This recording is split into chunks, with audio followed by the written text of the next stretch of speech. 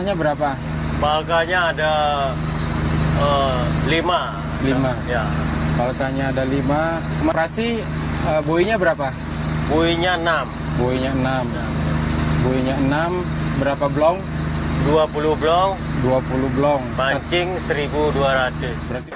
Nama saya Komang Artawan, Observer Indonesia, ID 011-P-2021. Saya di bawah Direktorat Jenderal Perikanan Tangkap, Dit Sumber Daya Ikan. Penugasan saya di Pelabuhan Perikanan Nusantara Pengambengan. Tugas dan job desk kami adalah mengamati dan melaporkan semua hasil tangkapan yang di laut yang akan didaratkan di Pelabuhan Benoa. Sudah 2 bulan, Komang melaut bersama kapal operasi Perintis Jaya Internasional di perairan Lepas Selatan, Bali. Keberadaan Komang dalam setiap operasi penangkapan ikan menjadi sangat penting. Kami mendata seluruh hasil tangkapan yang dihasilkan di laut dan kami melaporkan ke pusat sebagai Kaltiasel untuk statistik hasil tangkapan. Hasil tangkapan semua fresh tuna, Pak, ya? Iya.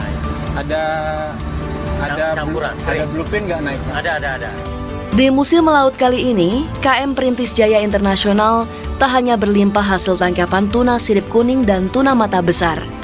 Mereka mendapat kejutan dengan tertangkapnya beberapa ekor tuna sirip biru selatan.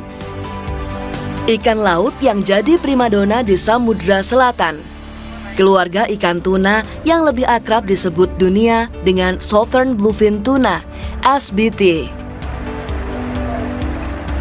Lebih banyak SBT yang tertangkap mata pancing rawai atau longline pada bulan Oktober dan November. Bulan Oktober dan November itu kalau menurut pengamatan saya dan biasa juga kami mengobrol dengan kapten kapal-kapal penangkap bahwa suhu air sangat meningkat dinginnya, karena dengan suhu air yang dingin mereka mulai seperti melakukan migrasi di samudera dengan cuaca yang suhu dingin, karena SBT itu atau bluefin tuna itu sangat dominan.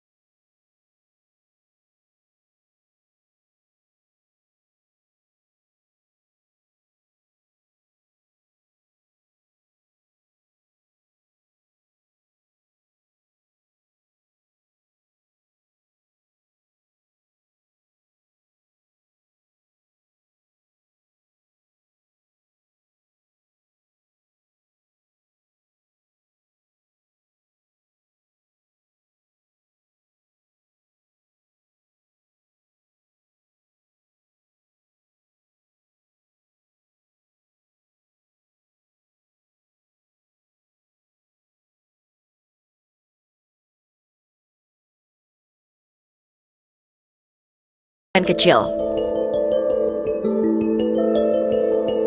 Indonesia dengan diapit 2 samudra besar, Hindia dan Pasifik, menjadi tempat yang strategis. Rumah yang nyaman untuk tuna sirip biru selatan singgah dan memijah. Titik itu ada di zona ekonomi eksklusif Indonesia, selatan Pulau Jawa. Southern Bluefin Tuna, ya kita sebut ikan tuna sirip biru ya. Ini merupakan komoditas yang penting ya, bernilai ekonomi tinggi, dan kita bersyukur bahwa negara kita memiliki sumber daya ikan tuna sirip biru tersebut. Ini berada di Samudra Hindia ya, Samudra Hindia, dan untuk bagaimana kita mengelola dan memanfaatkan ikan SBT ini, maka kita tergabung dalam organisasi regional atau RFMO. Data penelitian International Union for Conservation of Nature and Natural Resources (IUCN) pada tahun 2014 menyatakan bahwa SBT masuk dalam 10 besar hewan yang terancam punah. Indikator penelitian ini berdasarkan pada penurunan jumlah telur yang berkembang selama kurun waktu 36 tahun. Terhitung sejak 1973, jumlah telur ikan yang berkembang mengalami penurunan drastis hingga 85,4%. Bisa diartikan selama kurun waktu 36 tahun ini, populasi SBT kurang dari 15%. Aktivitas penangkapan ikan berlebihan selama beberapa tahun terakhir menjadi akibat hampir punahnya SBT. Konsumsi SBT yang tinggi di pasaran dunia mendorong aktivitas ini.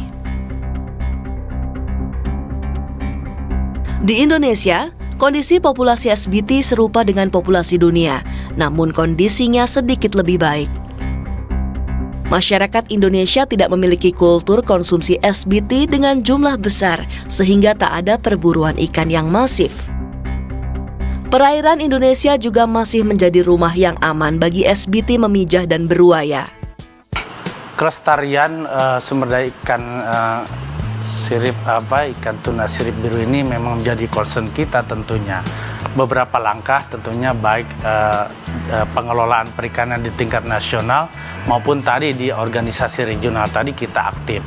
Di tingkat nasional kita sudah akan menerapkan namanya penangkapan ikan terukur. Jadi ini mengkombinasikan aspek-aspek pengelolaan perikanan, termasuk di dalamnya aspek ekonomi, aspek sosial dan lingkungannya, sehingga terjadi keseimbangan, tidak hanya menangkap. Dan kita mengarah kepada penangkapan terukur berbasis kuota. Laut Indonesia memang menyimpan beragam kekayaan. Namun demikian, pemerintah Indonesia tak lantas jumawa dengan potensi alam ini. Menjaga laut adalah hal paling penting untuk merawat kehidupan hari ini dan masa depan.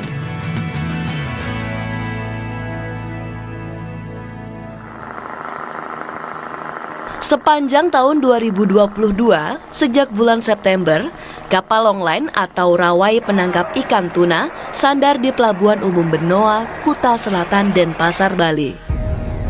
Pelabuhan ini menjadi pelabuhan terbesar industri tuna nasional. Tak hanya sebagai tempat sandar kapal pengangkut ikan tuna, di pelabuhan ini menjadi satu-satunya tempat pengolahan SBT di Indonesia.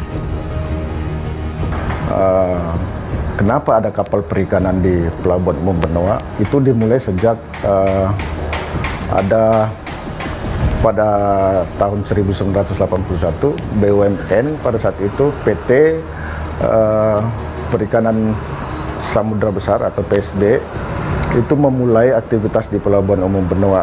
Untuk sekarang ini jumlah kapal perikanan yang ada di Pelabuhan Umum Benoa itu sejumlah 797 jumlah kapal, di mana 40% dari jumlah kapal tersebut adalah kapal yang melakukan aktivitas untuk perikanan tuna. Ya, kalau kita lihat dari jumlah produksi tuna sampai dengan sekarang ini, produksi tuna khususnya yang melakukan penangkapan di Samudra Hindia, kapal-kapal dari Benoa itu sekitar 60% produksinya yang dihasilkan dari seluruh total produksi yang ada di Samudra Hindia. Kemudian untuk short-term blue tuna sendiri itu ya dari jumlah kuota yang diberikan dari RFMO sejumlah 1023 ton itu didominasi semuanya, hampir semua lah, 98% itu dari produksi dari kapal-kapal yang ada di Pelabuhan Umum Benoa.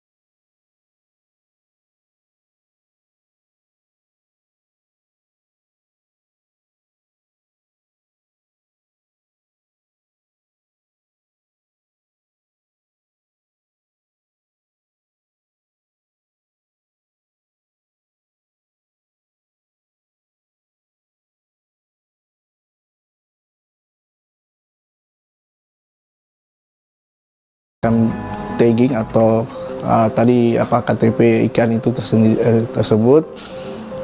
Setelah itu saya melakukan verifikasi ke lapangan, kemudian saya balik ke kantor untuk memvalidasi dokumen yang akan diajukan sama teman-teman untuk keperluan ekspor. Kementerian Kelautan dan Perikanan mulai efektif merekam data tangkapan SBT sejak 1 Januari 2010. Prosedurnya menggunakan sistem CDS, Catch Documentation Scheme. Sistem perekaman data ini diadopsi dari resolusi Commission for the Conservation of Southern Bluefin Tuna (CCSBT) yang diterbitkan pada tahun 2005. Aturan ini juga didorong Produk Hukum Indonesia melalui Peraturan Presiden Nomor 109 Tahun 2007 tentang pengesahan Konvensi CCSBT. Selamat pagi. Selamat pagi, Bu. Saya Sondang, Bu, mengajukan dokumen bluefin untuk ekspor hari ini. Mbak, saya cek dulu ya kelengkapannya. Baik, Bu. Hitler memvalidasi 3 dokumen penting yang berkaitan dengan hasil tangkapan SBT. Dari PT Perintis Jaya Internasional. Ya. Pertama, Catch Tagging Form, CTF, atau formulir label tangkapan. Kedua, Catch Monitoring Form, CMF, atau formulir pemantauan tangkapan. Ketiga, Re-Export or Export After Landing of Domestic Product Form, REF, atau formulir ekspor ulang atau ekspor produk dalam negeri. Serangkaian prosedur validasi ini sangat penting dan tidak boleh terlewatkan. Jadi penting ya, maksudnya ikan itu punya KTP itu. Jadi bisa untuk melakukan pengontrolan yang tadi saya bilang, untuk pengontrolan kuota supaya kita tidak melakukan overfishing, penangkapan. Jadi bisa untuk keuntungan bagi kami. Jadi negara tidak, istilahnya nanti tidak di blacklist lah sama negara luar karena kita kelebihan kuota ataupun dikasih denda atau seperti payback atau membayar kembali. Terus untuk perusahaan sendiri tidak memperhambat untuk ekspornya seperti itu. Hingga kini Indonesia terus melakukan perlindungan tuna sirip biru selatan SBT dari kepunahan. Konservasi SBT tidak hanya dilakukan dengan upaya preventif secara internal, namun juga melakukan kerjasama regional. Tahun 2008, pemerintah memutuskan bergabung dengan organisasi regional yang fokus dalam upaya konservasi tuna sirip biru selatan SBT. Karena apa? Ini ikan tuna sirip biru ini sifatnya dia berwaya atau bermigrasi. Jadi tidak hanya di perairan Indonesia, sehingga negara-negara lain yang berkepentingan atau berada di wilayah pengelolaan perairan Samudra Hindia tadi itu juga beberapa sebagai anggota dari organisasi yang namanya CCSBT. CCSBT ini kepanjangannya daripada Commission for Conservation of Southern Bluefin Tuna. Jadi kita aktif dan kita berupaya berjuang supaya kita mendapatkan hak pemanfaatan. Jadi kita bisa menangkap ikan sirip tuna biru ini juga bersama-sama dengan negara lainnya. Pada awal bergabung menjadi anggota CCSBT, Indonesia hanya mendapat kuota tangkap kurang dari 1.000 ton per tahun. Jadi acuan utamanya sekarang hanya satu, yaitu historical catch. Jadi sejarah penangkapannya.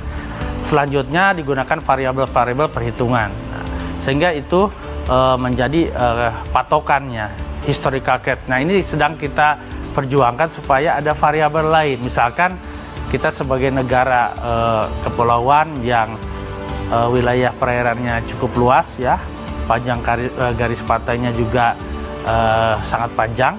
Kemudian kita juga sebetulnya daerah tempat ini bertelurnya ikan itu SBT itu, sehingga wajar kalau kita berjuang untuk penambahan variabel ini supaya kuotanya juga meningkat. Pada sidang tahunan CCSBT tahun 2020, Indonesia mampu menambah kuota tangkapan SBT sebanyak 100 ton. Angka ini setara dengan 30% total kenaikan tangkap global pada periode 2021 hingga 2023. Total kuota SBT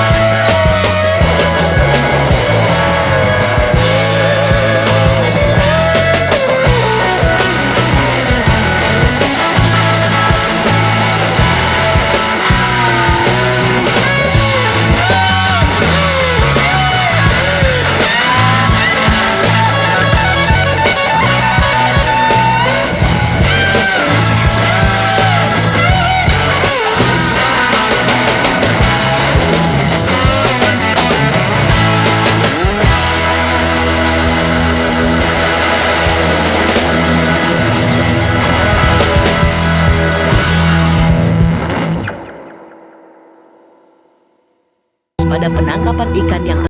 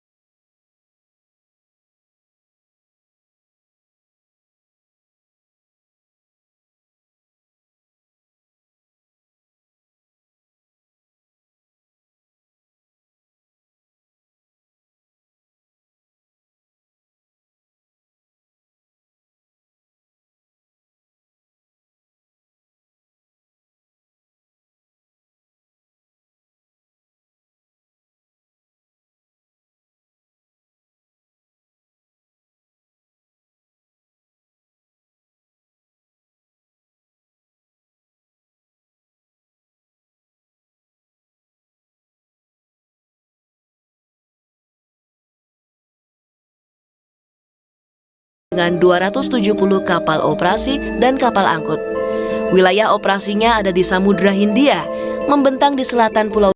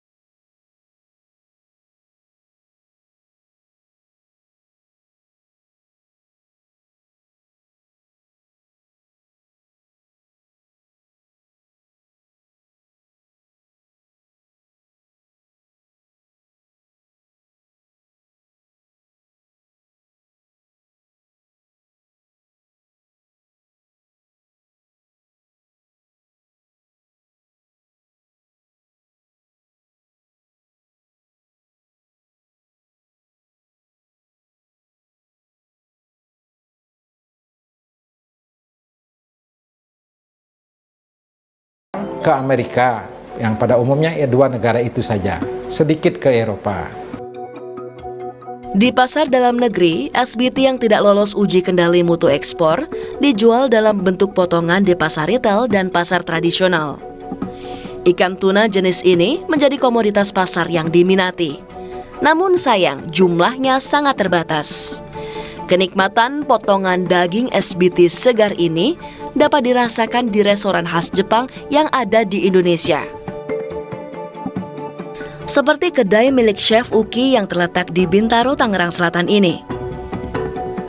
Sejak membuka kedainya pada tahun 2008, Chef Uki menyediakan menu aneka olahan SBT, mulai dari daging mentah segar sashimi hingga sate.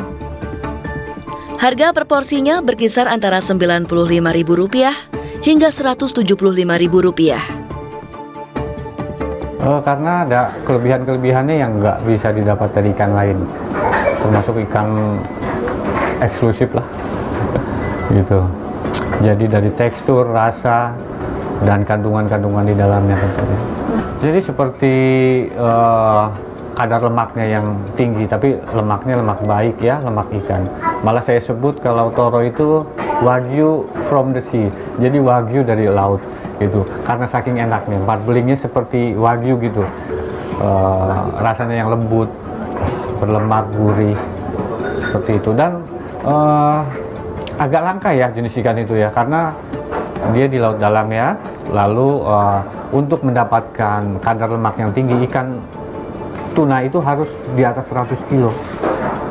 Diambil bagian perutnya saja, daging bagian perut. Itu yang paling mahal. Setiap hari selalu ada pelanggan yang membeli menu olahan SBT ini. Sashimi dan beragam olahan toro SBT ini digemari pecinta sushi Indonesia. Dibandingkan dengan ikan lain, tuna sirip biru selatan ini menurut aku dia rasanya lembut, rasanya gurih, terus dari teksturnya kan dia lembut ya, lembut banget gitu di mulut, jadi juicy gitu kan. Chef Uki membutuhkan setidaknya 150 kg daging SBT segar dalam sebulan untuk memenuhi pesanan pelanggan di 3 kedainya. Baginya, menyediakan SBT bukan hanya soal keuntungan, namun juga fungsi edukasi. Penting bagi saya karena begini, tuna sirip biru sementara ini saya masih pakai supplier dan ikan lokal ya, yang tangkapan di Indonesia. ada beberapa ikan yang saya mesti impor ya dari negara lain. Saya berpikiran kalau penjualan saya bagus, kalau pemakaian saya bagus, otomatis saya akan juga bisa membantu para nelayan-nelayan penangkap-penangkap ikan lokal juga. Dan saya pikir kedepannya akan bisa makmur bersama lah. Gitu. Potensi tuna sirip biru selatan (SBT) adalah anugerah alam Indonesia yang tak dimiliki negara di belahan bumi lainnya. Kerjasama berbagai stakeholder untuk menjaga kelangsungan hidup populasi SBT di perairan Nusantara sangat penting. Tak hanya untuk menghindari kepunahan SBT, tapi penting bagi keseimbangan ekosistem laut Indonesia yang berkelanjutan untuk generasi hari ini dan masa depan.